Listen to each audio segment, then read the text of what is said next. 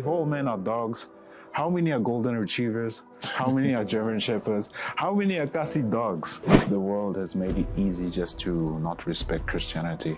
Yeah. Hollywood directors and all those movie directors that try to show you a version of what life could be. Sometimes the loving thing is to set boundaries. Sometimes the loving thing is to say no. Yes, right? yes, yes. Love doesn't mean...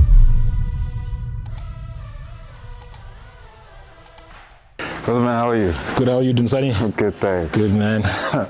So, there is a show now. First of all, what's up, guys? Hope everyone is good. Welcome back. This is one of many podcasts that I'm trying to do. So if you're gonna give me a like, please give me a like and do subscribe to the channel. And hopefully we can bring value to this show and give value to you guys. However, I have my brother here, Brother Shiloni. How are you once again? Good, Dumsani. Brother Shiloni is a youth pastor. He's a very smart man. He reads a lot. Trust me, when his wife says he reads a lot, you'll see him on his WhatsApp status posting a lot. And it's pretty amazing how insightful it is. So hopefully he will also bring something of value to you guys so you can learn. Today, we just want to indulge a bit in a very controversial show, brother man. There was a show, or there still is a show called The Polygamist. It's number 2 on Netflix right now, after this other one, but that's because people don't watch it anymore. I think they hate it. It's a love and hate type of show right now, so that's why people don't watch it. But from my side, when I watched it, I thought, wow, what a bad show. I even had a review on TikTok. I was saying this is just a bad show. What are we watching? Yeah. And yeah, today we're just gonna speak about it. So, what are your thoughts about the show, brother man? I mean, it's quite polarizing. I think you put it quite clearly that it's polarizing. You either love it or hate it. Yeah. But I must say, from a production point of view, it was pretty great. I mean, we haven't seen something produced so... It was clean, bro. It was stellar, right? Clean. Yeah, I mean, South Africa's making big moves on the film stage. But yeah, I mean, we have to also unpack the entire series itself, its connotations, and the larger effect that it has. I mean, the title itself, The Polygamist, very catchy, very catchy. Yeah, and I mean, those that argue on the negative side of it is it gives quite a bad picture to people that are. I think it shows a side that is very negative. It kind of like gives a straw man argument, you know. Yes. You know, when you portray polygamy, or let's take any idea, if you portray it wrongly, people attack that particular thing based on its portrayal. I don't know. I feel like the way that they displayed polygamy through that guy Jonasi, who was just a horny dog, you know, to put it kindly. He should not be successful. Yeah. Like, one thing, it's like, okay, you're a successful guy, but I know successful guys have money and all that, but that is just a bad portrayal of any successful man. Totally. I mean, you've got this sacred African institution of polygamy. It's been going on all these years for millennia, and we see it around us that it works functionally. Just like in monogamous marriages, you find monogamous marriages that are just so rooted in bad things and that are just falling apart. But in the very same way, in the very same breath, we do see polygamous families that are highly functional. And it is just really a punch under the belt towards that institution of polygamy. Yeah, it could have been, and I just see media at large portraying it. I mean, you look at that whole Mselegu saga, it's always just drama, this, drama that. Definitely. I think I know about 10 people that have been raised in polygamous families. There are dynamics within those families, but in most cases, it's smooth sailing. They're not like what's been shown on Netflix. Yeah, totally, bro. Yeah. I mean, for me, I was like, okay, I was trying to get the whole gist. Okay, where did the name the Polygamist come from? And when I watched the show where Joyce was like, we need to make this a polygamous marriage, I was like, why are you doing that? Even the Bible does not allow, like, the only time there's divorce in the Bible, in the book of Matthew, it says, if there's sexual immorality, you do not divorce anybody except through sexual immorality. That was Jesus speaking. But her herself didn't do it. And I remember I was talking to someone, they say, you know how Zulu people are, when you get divorced, it's like a shame when you go back home. But I was like, this is your livelihood, this is your mental health or your spiritual health, but you are going with that because of what culture says or what culture puts on. So when I saw that Joyce initiated the polygamy, I was like, that is wrong. The show should not be called The Polygamist because she initiated. What I understand of polygamy is that it's the man who comes in and initiates, and then the first wife approves, right? That's what I know about polygamy. But the other way around, there was that's where we're getting it wrong. And I remember there was a time I was arguing with somebody that, I was like, this show is fictional. I did not know at the time that it's written by Su Nyati, which is a Zimbabwean author. And I just assumed that it's fiction because the way things are portrayed, they don't happen in real life like that. It's too construed to actually be a South African man or any man in the world to do such things. So I was like, it's fictional, it's not real. Some things you can relate, of course, because we do see in the South African context that Bokasi, there's Kasi love, and then the city love, urban love, and all that. But the way the people are behaving, it's too much. It can't be one person doing such drama and making it like a real thing.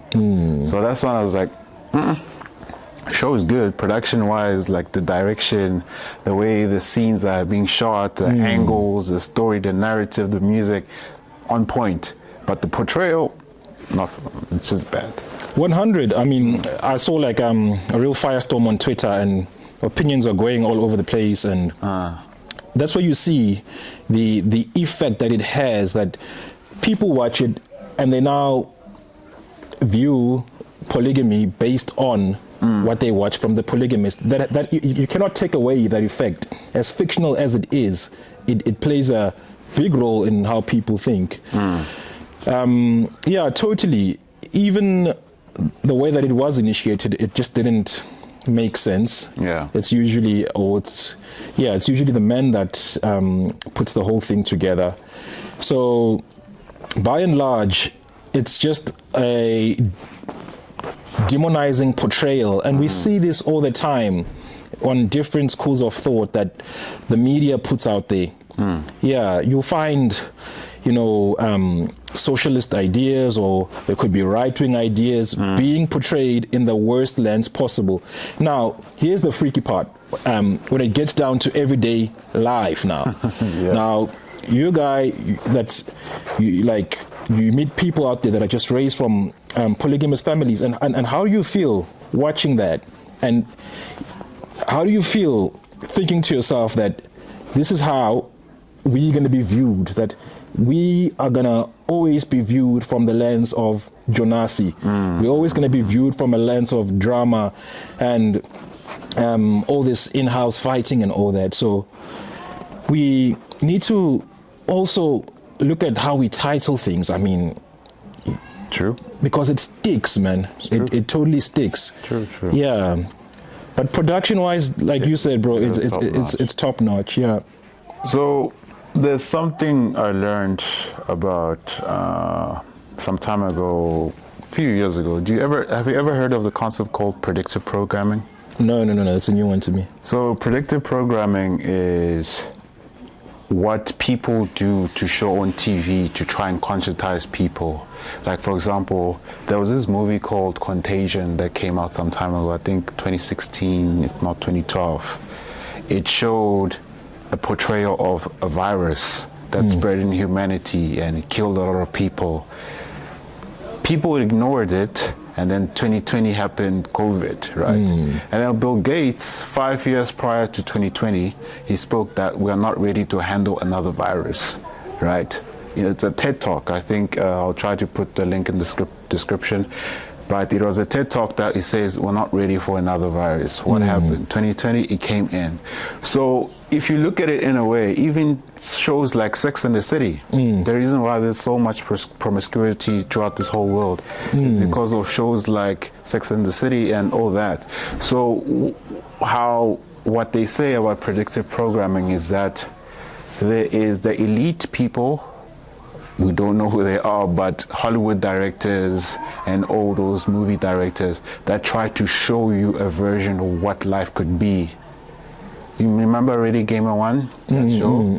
Everybody's online now, like crazy playing games. But that show came out, or that movie came out in like 2017, 2018, some time ago. So there's a way people show you something before it happens, so that when it happens, they want to feel as if they have told you indirectly or directly that such could happen. So that's predictive programming. And my problem is with the show, The Polygamist, is that we are shown that this is happening. But again, it's put forward because people are not critically thinking, what is polygamy?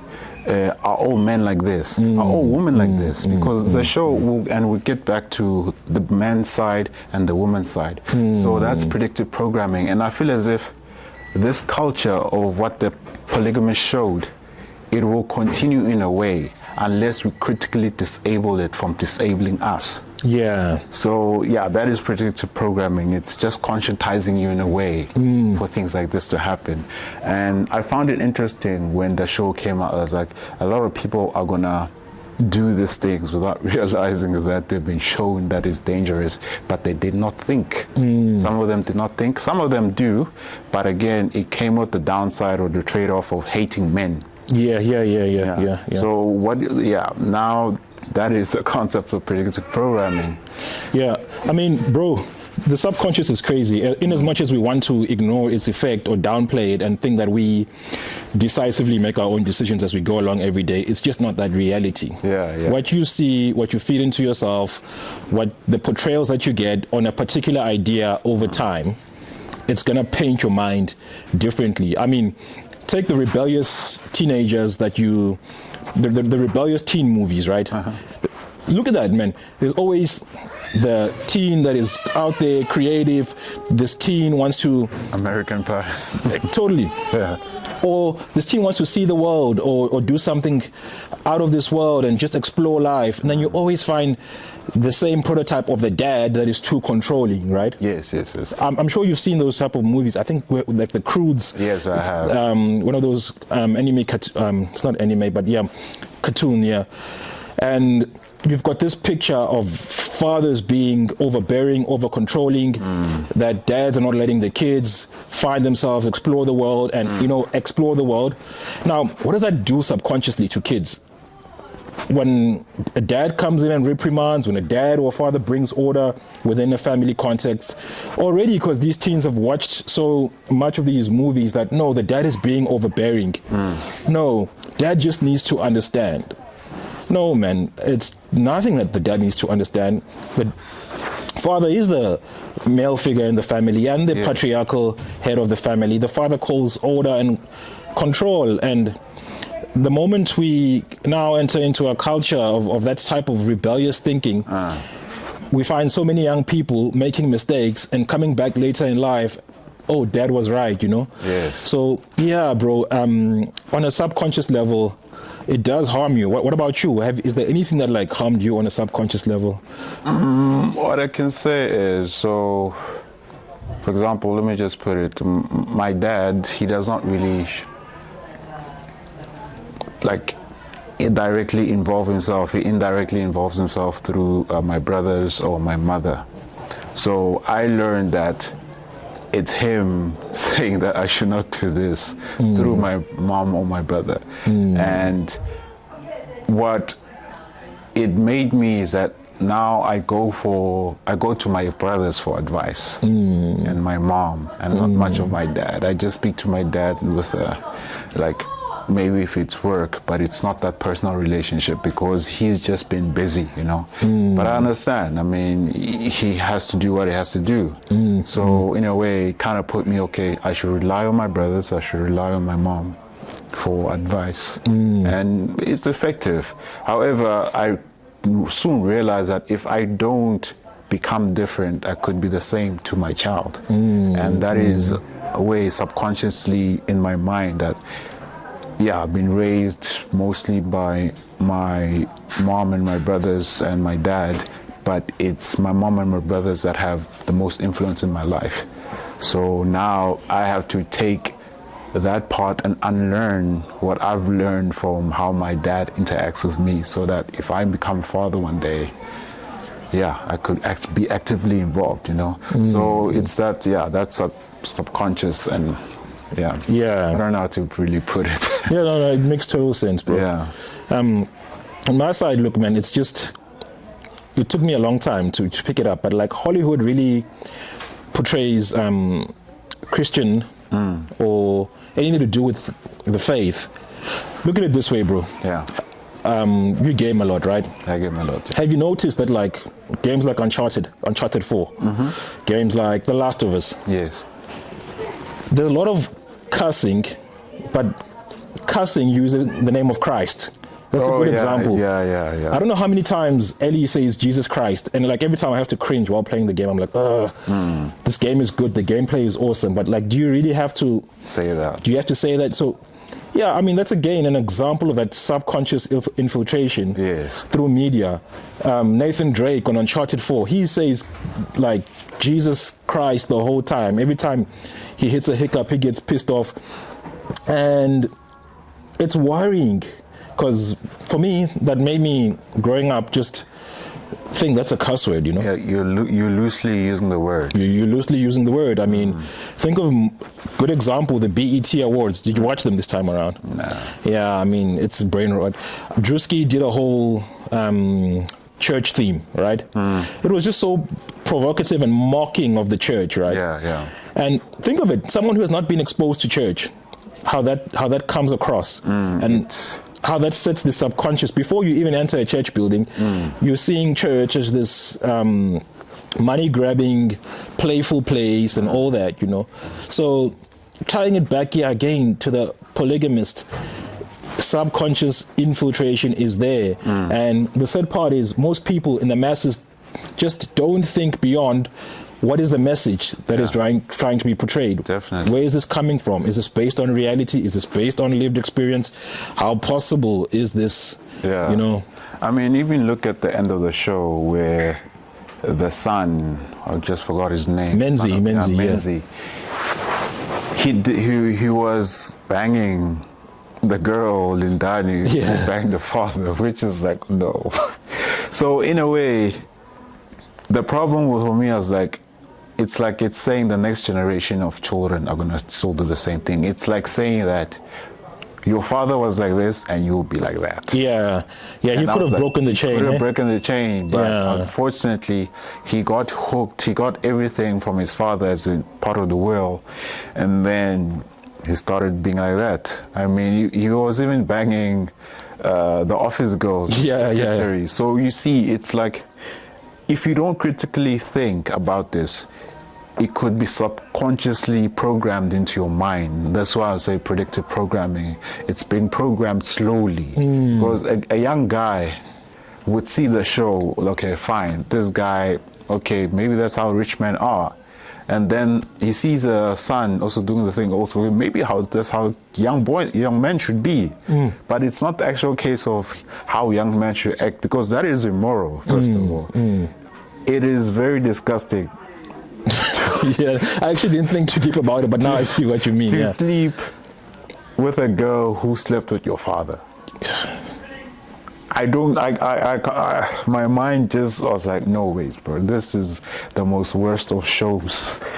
And if people don't grasp the meaning of it truly, honestly, it's gonna be bad for society. I always like to say society is cooked But hey, they really cooked that show. But again, now we're gonna speak about the men's side and the women's side. So what I saw from the show, right, is that okay, fine, Jonas became wealthy, and it was because of Joyce and her father. Like, remember, if you understood the whole story, there was not context, but there was Essie first. Yeah. That chubby lady. Yeah. She's a comedian, Celeste Antuli. Yeah, she's good. No, she good. portrayed herself pretty well. Definitely. She was the lady who saved Jonas from being bullied, right? And then all of a sudden, they gained some attraction for one another, I guess. They started playing around, and then Jonasi wanted to go to school. You know, he was dreaming, he was a big dreamer, saying he's going to buy a big house and all of that and that and that. And then not Celeste, but Essie believed it. And then she funded him for her schooling, for his schooling. The guy went to school fine, but he was distracted because you could see how distracted it was. There was a time where Essie had, at a young age, had to protect Jonasi because some guy wanted his girlfriend, and Jonasi was kissing that girlfriend on the backside in front of Essie. And Essie had to distract the guy, saying that no, she's not here or whatnot. So you could see that this guy has immorality in him at a young age. How's he gonna be at an older age? It doesn't mean that people don't change, but if they don't work, they won't change. Yeah. Right? So when it happened that now all of a sudden he meets Joyce in varsity, I think, yeah, varsity, they get to know another, and then all of a sudden, just skipping a bit, they met at a shop, and Jonasi had to lie that Essie is brother's wife, Magesh, and all of that. And then it was so weird because she did not even think, because is he telling the truth or what? She just went with the flow, Joyce. And even Essie went with the flow, right? Now, there came a point where, okay, fine. Essie found out that Jonasi was married and all that. They started having drama and stuff like that, right? They were fighting and arguing. And what's so funny is that when Jonasi started having money, initially there was a car that he bought for her. But after some time, when they were fighting, the guy stood out, opened the door, showed her the new house. She forgot that this guy is immoral. Like, okay, I see where you're in going. anyone's right mind, Yeah. a guy is playing you around. He buys you a house, you forget. You turn a blind eye. And those Joyce also, she did not do her vetting process. She did not ask, who's this? Are you sure this is your brother's wife? Because you're buying baby stuff with her? Yeah. Where's the brother? Like, really? Does he have that? No ways. So there's a lot of things where you can literally see the red flags and the patterns of this person. But because for some reason, maybe Jonas was just a smart guy, and Joyce's father thought, okay, this guy can take over my tender. Gave him a lot of wealth, and it exposed more of who he is. And then it just became a whole cycle where the men didn't want to take accountability, and the women didn't want to take accountability. So I was looking at it at a point of, there are enablers here. The women were enabling Jonas to act like a hoe, and the woman and the men were enabling the women to act like, hoes. Because if you look at it, Jonas has got money. Matipa came in dating Magesh because she wanted a job. Yeah, she's a hustler. She's a hustler, right? Bro. But she hustled in an immoral way. Yeah. Morally wrong. No, totally. But ethically, I think she's fine. She went. Yeah, they're ethically, okay, not ethically. Yeah, I was going to argue against that. Yeah, but I get where you're coming from. Yeah. I mean, you're right. Both sides, there's a lot found wanting. And you just bring me back to that wedding that they, what was it? Was it a wedding or birthday celebration? Where Joyce was like going on about the book of Corinthians. I think it was 1 Corinthians 13. There's a part where she was 1 verse 13 or something like that, where she was going on about love. Love doesn't hate, doesn't lose hope, doesn't avenge, and all those things. And I'm like, I just cringed like so bad. Like, why are you using such a valuable scripture in this type of context? Like, that scripture that Paul gives, it's taken out of context right there. Yeah. It's not putting up with crap. It's not putting up with amanyala, but rather it is living in a way that you are conscious. Or how can I put this? You are conscious of the role that you play. Yeah. You are conscious of how you treat others, and that being conscious of how you live and you treat others doesn't mean eating crap. No, it doesn't. First Corinthians, that scripture does not talk about not setting boundaries. Yeah. Right. Sometimes the loving thing is to set boundaries. Sometimes the loving thing is to say no. Yes, right. Yes. Love doesn't mean that we accept everything and just eat it up. And it's a pity, though, that they use that, because now it's going to be completely misconstrued. That you see, it's biblical to. Well, I'm for begezelling, guys. Begezelling is very important. Yeah. Right. But at the same time, there is a fine line. There's always a threshold in life, right? Yes. And even biblically speaking, you did mention also that, a provision is made where there is infidelity, that people can part ways. Yeah. So again, man, there's no need to bring that whole element of scripture to this stuff. And here's my question: why don't they use any other religion? You could use any other religion, but everyone is gonna trample and play with Christianity, right? Yeah, that's because I think the world has made it easy just to not respect Christianity. Yeah. You know how Muslims respect their religion. You do not say anything about Islam or Muslims. But with Christianity, you can just walk around. And unfortunately, that's a very sad part, because it's a very sacred relationship. It's a very sacred religion. Your relationship with Christ should really be taken seriously.